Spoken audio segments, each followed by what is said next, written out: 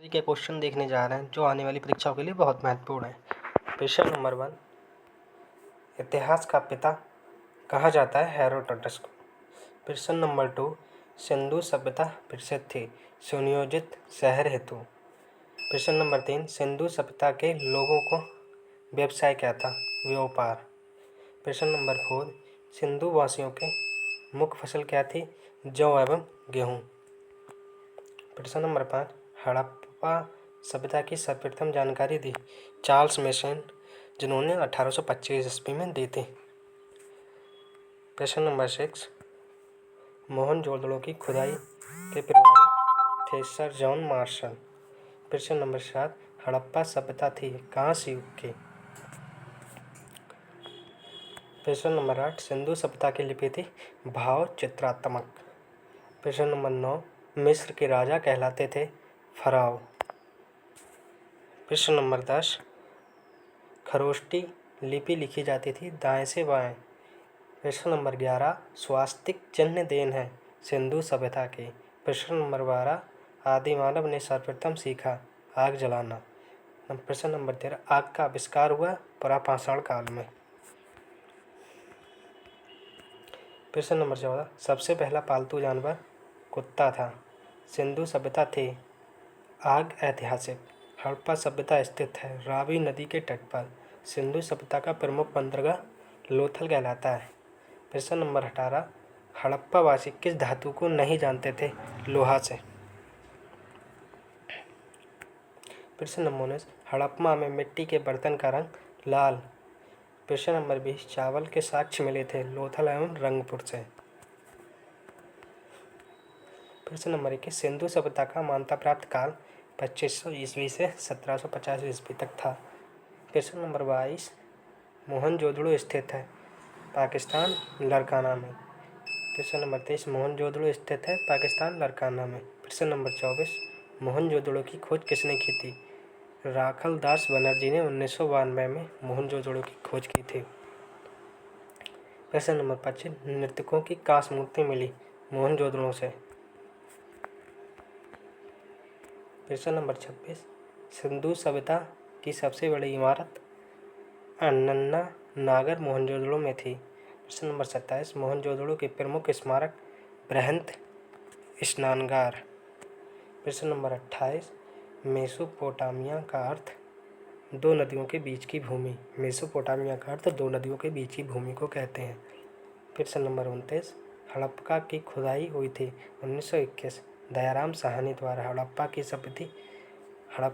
की खुदाई हुई थी दयाराम साहनी द्वारा। प्रश्न नंबर 30, सिंधु घाटी के लोगों ने पूजा की मातृ देवी की। प्रश्न नंबर 31, पुराणों की संख्या कितनी है, 18।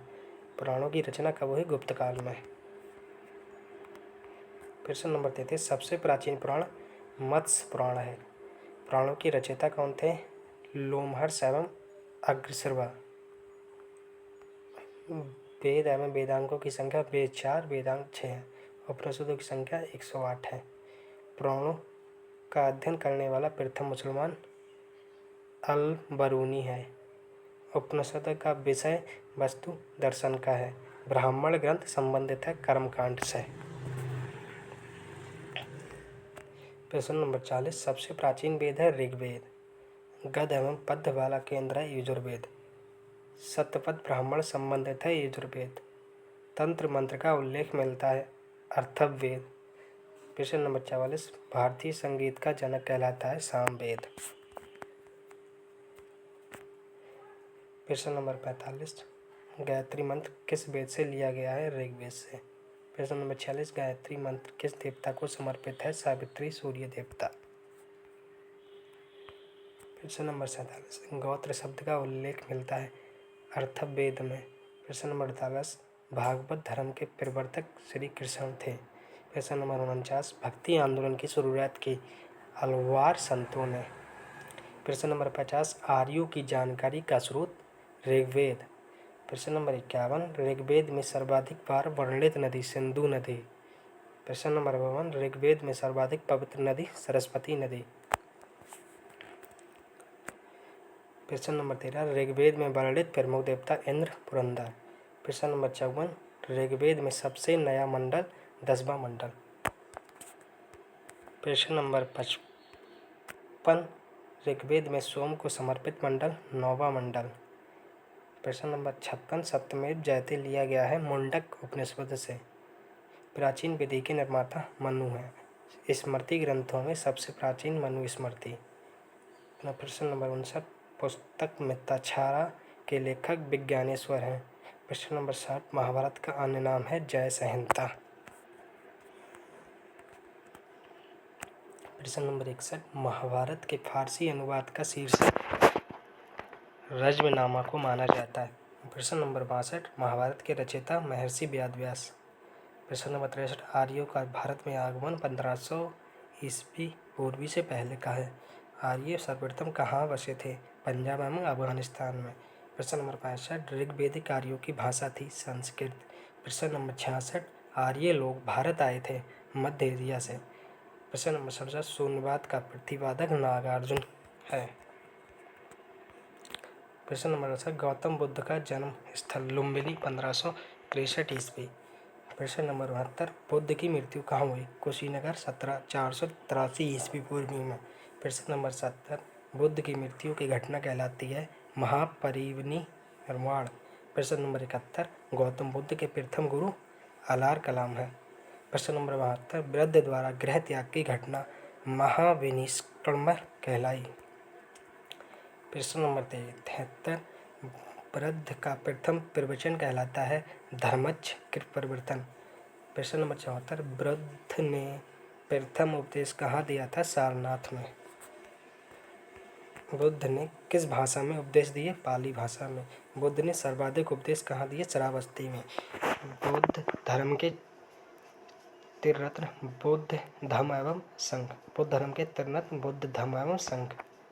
बौद्ध धर्म की ग्रहण करने वाली पहली महिला महाप्रजापति गौतमी। प्रथम बौद्ध संगीति 483 ईस्वी राजगृह। तृतीय बौद्ध संगीति 383 ईस्वी वैशाली। तृतीय बौद्ध संगीति 251 ईस्वी पूर्वी पाटलिपुत्र। चौथी बौद्ध संगीति प्रथम शताब्दी कुंडवन कश्मीर। बुद्ध के पूर्व जन्म आधारित कथा जातक। बौद्ध धर्म का प्रमुख ग्रंथ पिटक, विनय व्यापिटक, सुत्त पिटक, अभिष्टक।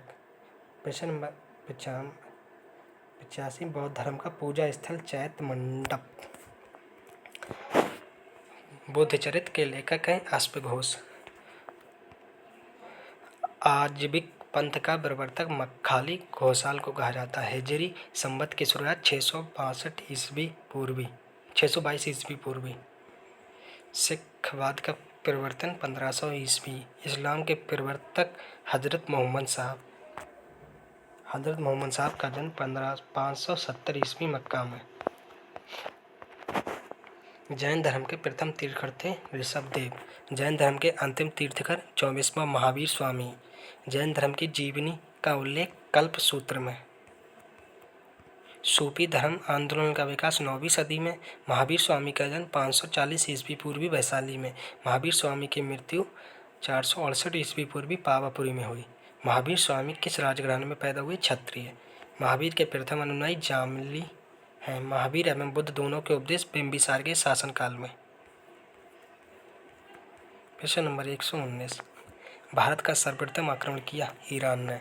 भारत पर आक्रमण करने वाला प्रथम विदेशी शासक सिकंदर एवं पोरस के बीच युद्ध हाइडेस्पीस का युद्ध कहलाया। सिकंदर की मृत्यु 323 ईस्वी पूर्वी बेबीलोन में हुई। मौर्य वंश का संस्थापक चंद्रगुप्त मौर्य कहलाया। मौर्य वंश की जानकारी मिलती है विष्णु पुराण से। सुदर्शन झील का निर्माण कराया चंद्रगुप्त मौर्य ने। चंद्रगुप्त किस धर्म का अनुयायी था? जैन धर्म का। चंद्रगुप्त मौर्य के गुरु एवं महामंत्री चाणक्य। भारत का मैकियावेली कहलाता है चाणक्य। कौटिल्य का अर्थशास्त्र आधारित है प्रशासन पर। प्रश्न नंबर 130, चंद्रगुप्त ने जैन धर्म की शिक्षा ली भद्रभाहु से। प्रश्न नंबर 131, चंद्रगुप्त के दरबार में आने वाला यूनानी मेगास्थनीज है। चंद्रगुप्त मौर्य की मृत्यु 298 ईस्वी पूर्व श्रवणबेलगोला कर्नाटक में हुई। जीवन के अंतिम दिनों में जैन धर्म अपनाया। चंद्रगुप्त मौर्य ने शिलालेख का प्रचलन शुरू किया। अशोक ने धर्म स्वीकार किया। कलिंग युद्ध के बाद बौद्ध धर्म के प्रचार के लिए श्रीलंका भेजा महेंद्र एवं संघमित्रा को। प्रश्न नंबर 137, अशोक का राज्याभिषेक कब हुआ? 269 ईस्वी पूर्वी। अशोक का सबसे लंबा शिलालेख 7वां शिलालेख है। 139, अशोक का नाम अशोक वर्णित है मौस्की एवं गुर्जरा अभिलेख में। प्रश्न नंबर 140, अशोक ने स्वयं को मगध का सम्राट बताया। भाभु अभिलेख में। कलिंग विजय का वर्णन मिलता है 13वां शिलालेख में। प्रश्न नंबर 142, सांची का स्तूप अपनाया था अशोक ने।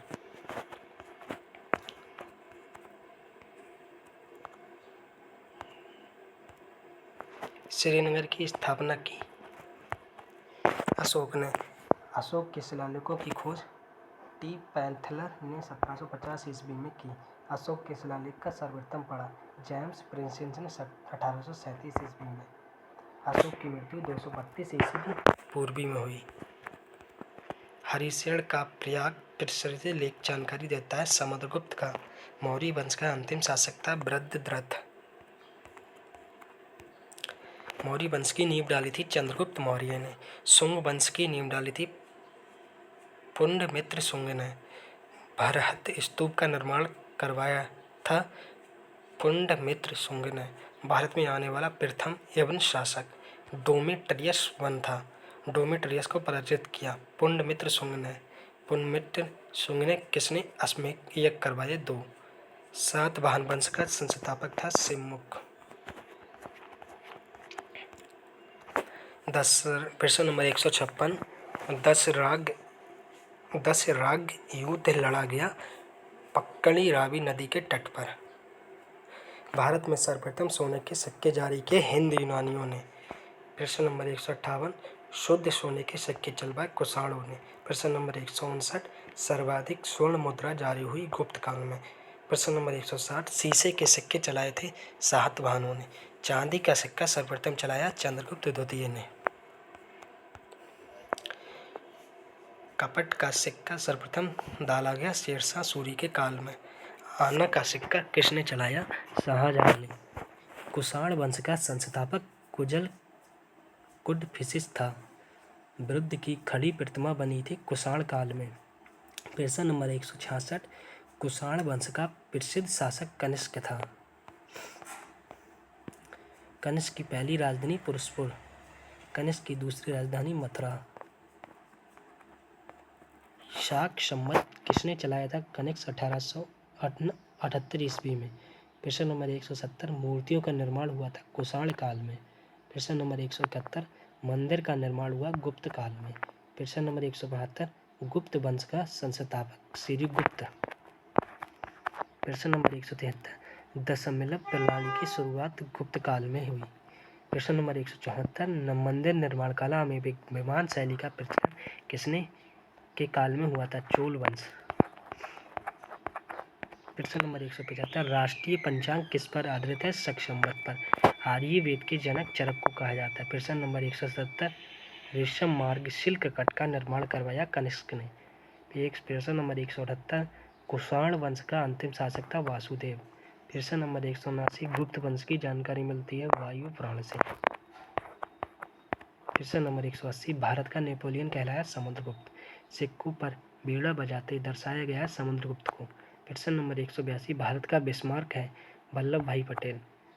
प्रश्न नंबर 183, भारत का आस्तीन कहलाया नागार्जुन। प्रश्न नंबर 184, भारत का मिल्टन अश्वघोष को कहा जाता है। ईरान का नेपोलियन है नादिर शाह। समुद्रगुप्त का दरबारी कवि था हरिशेन। फायान किसके काल में भारत आया? चंद्रगुप्त द्वितीय के द्वारा। चंद्रगुप्त द्वितीय की दूसरी राजधानी उज्जैन थी। प्रश्न नंबर 189, विक्रम संवत प्रारंभ हुआ था 58 ईस्वी में। गुप्तकालीन चांदी का सिक्का रूपक। प्रश्न नंबर 199, नालंदा विश्वविद्यालय का संस्थापक कुमारगुप्त। नालंदा विश्वविद्यालय को ध्वस्त कराया बख्तियार खिलजी ने।